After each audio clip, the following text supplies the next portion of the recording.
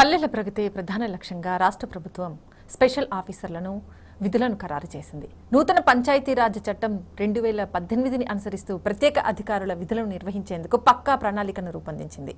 రేపటితో సర్పంచ్ల పదవీకాలం పూర్తి కానుండటంతో ఎల్లుండి నుంచి స్పెషల్ ఆఫీసర్ల పాలన అమల్లోకి రానుంది. పల్లెల ప్రగతి ప్రధాన లక్ష్యంగా స్థానిక సంస్థల్లో ప్రత్యేకాధికారుల విధులను రాష్ట్ర ప్రభుత్వం ఖరారు చేసింది. ఈ మేరకు మార్గదర్శకాలు జారీ అయ్యాయి. నిధులను ఏ అంశాలను ఏ మేరకు ఖర్చు చేయాలనేది నిర్దేశించారు. గ్రామాల పాలక వర్గాల పదవీ కాలం మంగళవారంతో ముగిసిపోతుంది. దీంతో ఆగస్టు 1 బుధవారం నుంచి ప్రత్యేకాధికారుల పాలన ప్రారంభం కానుంది. గడువు ముగిసిపోతున్న పంచాయతీల నిర్వహణకు ప్రభుత్వం సిద్ధమైన ఎన్నికలంటే భయపడుతున్న ప్రతిపక్షాలు రిజర్వేషన్ల అంశాన్ని సాకుగా చూపిస్తూ కోర్టుకు వెళ్లారు. రిజర్వేషన్ల అంశాన్ని తేల్చే వరకు ఎన్నికలు నిర్వహించరాదంటూ హైకోర్టు మధ్యంతర ఉత్తర్వులు జారీ చేయడంతో ప్రత్యేకాధికారుల నియామకం అనివార్యమైంది. జిల్లా స్థాయిలో కలెక్టర్లు, మండల స్థాయిలో ఎంపీడీఓలు ప్రత్యేకాధికారుల పాలనను అమలు చేస్తూ ప్రొసీడింగ్స్ వెలువరిస్తున్నారు. అటు ప్రత్యేకాధికారుల విధులను ఖరారు చేస్తూ మార్గదర్శకాలు జారీ చేశారు.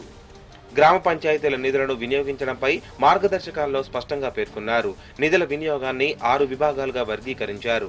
దీని ప్రకారం గ్రామ పంచాయతీ నిధుల్లో 30% పంచాయతీ కార్మికుల జీతభత్యాల కోసం వినియోగించాల్సి ఉంటుంది. నీటి కోసం 15%, పారిశుద్ధ్య నిర్వహణ కోసం 15%, వీధి దీపాల నిర్వహణ కోసం 15%, అంతర్గత రోడ్ల మరమ్మతుల కోసం 20% నిధులు ఉపయోగించాలి. గ్రామ పంచాయతీల సమావేశాలు, ఇతర ఖర్చుల కోసం 5% నిధులు వాడుకునే విధంగా ప్రభుత్వం నిబంధనలు విధించింది.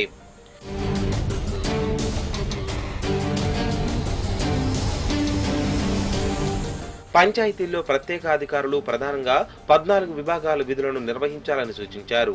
తాగునీటి సరఫరాలో పరిశుభ్రత పాటించడం, నూతన నిర్మాణాలకు అనుమతులు, కొత్త ఇండ్లకు నెంబర్ల కేటాయింపు, ట్రేడ్ లైసెన్సులు, దుకాణాలు, ఇతర వాణిజ్య వ్యాపార అనుమతులు జారీ చేయడం, జనన మరణ ధృవీకరణ కార్డులు నమోదు చేయడం, వివాహ ధృవీకరణ పత్రాలు జారీ చేయడం, గ్రామ రికార్డులు అప్డేట్ చేయడం, తాగునీటి పైప్లైన్ల లీకేజీలు అరికట్టడం, మోటార్ల మరమ్మతులు, గ్రామాల్లో మార్కెట్లు, ఉత్సవాలు, జాతర సందర్భంగా ఏర్పాటు చేసే దుకాణాలు, వ్యాపార సముదాయాల నుంచి పన్నులు వసూలు చేయడం, ఉత్సవాలకు సంబంధించి ఏర్పాటు చేయడం ప్రత్యేకాధికారుల విధుల్లో ప్రధానమైనవి.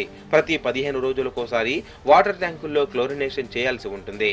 ప్రతి నెల గ్రామ పంచాయతీ సమావేశం, 2 నెలలకోసారి గ్రామ సభ నిర్వహించాలి. అటు గ్రామాల్లో మొక్కలు నాటడం, వాటిని సంరక్షించడం, వీధి దీపాల నిర్వహణ, గ్రామాల రోడ్ల మరమ్మతులు చేపట్టాల్సి ఉంటుంది. ప్రభుత్వ అభివృద్ధి పథకాలను సక్రమంగా అమలు చేయాలి. గ్రామాల్లో వివాదాలు తావు లేకుండా శాంతి పరిరక్షణ, స్నేహపూర్వక వాతావరణం ఉండేలా చర్యలు తీసుకోవడం ప్రత్యేకాధికారుల విధులుగా పేర్కొంటూ ప్రభుత్వం మార్గదర్శకాలను జారీ చేసింది. తెలంగాణ ప్రభుత్వం ప్రవేశపెట్టిన నూతన పంచాయతీరాజ్ చట్టం 2018ని అనుసరిస్తూ ప్రత్యేకాధికారుల విధులను ఖరారు చేశారు. ప్రతి మండల స్థాయి అధికారికి ఓ గ్రామాన్ని అప్పగించారు. ఒక్కో గ్రామానికి ఒక్కో స్పెషల్ ఆఫీసర్ నియమితులయ్యారు. వీరికి గ్రామంలోని పంచాయతీ కార్యదర్శి, కారోబార్, బిల్ కలెక్టర్లు, విఆర్ఓ, విఆర్ఏలు సహాయకులుగా వ్యవహరించనున్నారు. హరితహారం, స్వచ్ఛత విషయాలను కీలకమైనవిగా అప్పగించారు. ఈసారి గ్రామాల్లో గిరిజనులు, దివ్యాంగులు, వయోవృద్ధుల సంక్షేమాన్ని కూడా ప్రత్యేకాధికారులకు అప్పగించారు. వీరికి గ్రామ పంచాయతీకి చెందిన నిధులు కొంతమేరకు వినియోగించుకునే అవకాశాన్ని సైతం కల్పించారు. గ్రామ కమిటీ తీర్మానాలను పరిశీలించి వాటిని అమలు చేసే బాధ్యత స్పెషల్ ఆఫీసర్దే.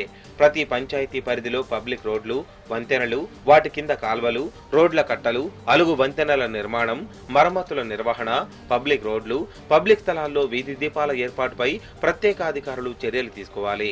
తాగునీటి పైపులైన్ల నిర్వహణ, మురుగు కాల్వల్లో మురుగునీరు తొలగింపు, రోజువారీగా వీధులను శుభ్రం చేయడం, చెత్త కుప్పలు, అడవి మొక్కలు, నాగజముడు తొలగించడం, పాడుబడ్డ బావులను, అపరిశుభ్రమైన కుంటలను, మడుగులను, గోతులను, గుంటలను, ఎత్తుపల్లాలను శుభ్రం చేయడం, సరిచేయడంపై చర్యలు తీసుకోవాల్సి ఉంటుంది.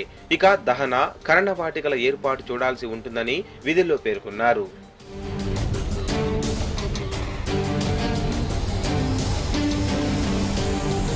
గ్రామాల్లోని ప్రతి ఇంటికి మరుగుదొడ్లు నిర్మించే విధంగా చర్యలు తీసుకోవాలని సూచించారు. ఇంటింటా చెత్త సేకరణ, తడి చెత్త, పొడి చెత్త వేరు చేయడం, డంపింగ్ యార్డుల నిర్వహణతో పాటు చెత్తను వర్మీ కాంపోస్ట్ గా మార్చడం గ్రామాల్లోనే చేపట్టాలని వివరించారు. గ్రామాల్లో ఖచ్చితంగా చెత్త నిల్వ చేసే జాగాను గుర్తించాల్సి ఉంటుందని పేర్కొన్నారు. ప్రతి 15 రోజులకోసారి లార్వా నిర్మూలన చర్యలతో దోమల నియంత్రణ, ప్రతి వారం కాల్వల శుద్ధి, ప్రతిరోజు రోడ్లను ఊడ్చడం, మట్టి కుప్పలను తొలగింపు, పాత బావులు, బోర్ల గుర్తింపు, వినియోగంలోని లేని వాటిని మూసివేయడం ఇతర బాధ్యతలు ఉన్నాయి. రోడ్లు, మురుగు కాలువలు, ఇతర పబ్లిక్ స్థలాల్లో చెత్తను వేస్తే 500 రూపాయల జరిమానా విధించే అధికారం ప్రత్యేక అధికారులకు కల్పించారు. మార్కెట్ల పరిధిలో దుకాణాలు, గ్రామాల్లోని వాణిజ్య వ్యాపారులకు ధృవీకరణ పత్రాలు జారీ అధికారం వీరిదే. గ్రామాల్లో ఖాళీ స్థలాలు, రోడ్లను పబ్లిక్ ప్రాంతాలకు ఆక్రమిస్తే వాటికి జరిమానా వేసే అధికారం ప్రత్యేక అధికారులకు కల్పించారు. గ్రామ పంచాయతీ మేనేజ్మెంట్ కింద ధర్మాదాయం, ట్రస్టుల నుంచి నిధులు సేకరించడం, సర్వీస్ ఇనాములపై శిస్తు వసూలు చేయడం, మత్స్యక్షేత్రాల నుంచి ప్రభుత్వానికి రావాల్సిన పన్నులు వసూలు చేయడం, పెద్ద తరహా ఖనిజాలు, చిన్న తరహా ఖనిజ వ్యాపారులు వాటి తవ్వకాలపై సివరేజీ వసూలు చేయడం, పోరంబోకు భూముల నుంచి వచ్చే ఆదాయం, ప్రభుత్వ ఆస్తి, కౌలు రూపంలో పన్నులను వసూలు చేసి గ్రామాభివృద్ధికి వినియోగించాల్సిన బాధ్యత స్పెషల్ ఆఫీసర్లపై పెట్టారు. గ్రామ పంచాయతీకి సంబంధించిన ఆదాయాన్ని ప్రభుత్వ ట్రెజరీలో జమ చేయాలని రాష్ట్ర ఆర్థిక సంఘం నిధులు, 13వ ఆర్థిక సంఘం నిధులు, బీఆర్జీఎఫ్, ఇతర ప్రభుత్వ నిధులు ట్రెజరీలో జమ చేయాల్సి ఉంటుంది. గ్రామ పంచాయతీకి సంబంధించిన వేతనాలు, ఇతర ఖర్చులను సూచిస్తూ నిధులు విడుదల చేసుకునే అధికారం ప్రత్యేక అధికారులకు కల్పించారు. నూతన పంచాయతీరాజ్ చట్టాన్ని అనుసరించి తప్పనిసరిగా చేయాల్సిన పనులకు పంచాయతీ నిధులు వినియోగించుకోవచ్చు. ధర్మనిధికి పేదలకు, అనాథలకు, నిరుపేదలకు, వ్యాధిగ్రస్తులకు సహాయం చేసే వీలు కల్పించారు. ప్రభుత్వ నిధులు, ఆర్థిక సంఘం నిధులు, బీఆర్జీఎఫ్, ఇతర ప్రభుత్వ నిధులను ప్రభుత్వ నియమ నిబంధనల మేరకు వెచ్చించేందుకు స్పెషల్ ఆఫీసర్లకు అనుమతించారు.